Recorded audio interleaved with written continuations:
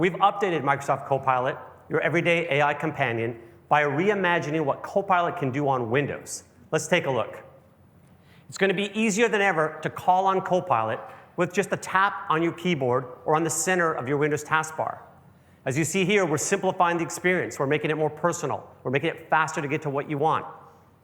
We're also going to make it a flexible app experience, so you can resize it, you can snap it, or you can even maximize it and run it in full screen. And one of the great things now when you have Copilot on Windows is that I can now use two windows, and I can literally drag and drop something from one window to the other, like in this case with the Northern Lights, and I'm able to ask it, hey, tell me about this phenomenon that happened in Seattle last weekend. And I get a great set of information on it.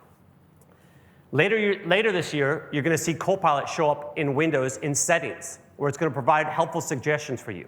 So for example, here, when you go into Windows Settings and you need to configure your PC, with one click, Copilot will help you. Or you can get things done in fewer steps when you go to File Explorer. For example, you can quickly get a photo, and you can edit it without having to open an app. Or even what's great, one of my favorites, within notifications itself. So when you're on your Windows desktop and you get a notification, you can now simply click on that notification, and Copilot, for example, in this case, will answer that question to reply to an email with the right PowerPoint just with a click.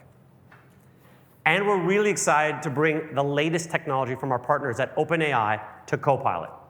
I'm delighted to share that GPT-4o, with amazing text, voice, and vision capabilities, will soon be available in Copilot.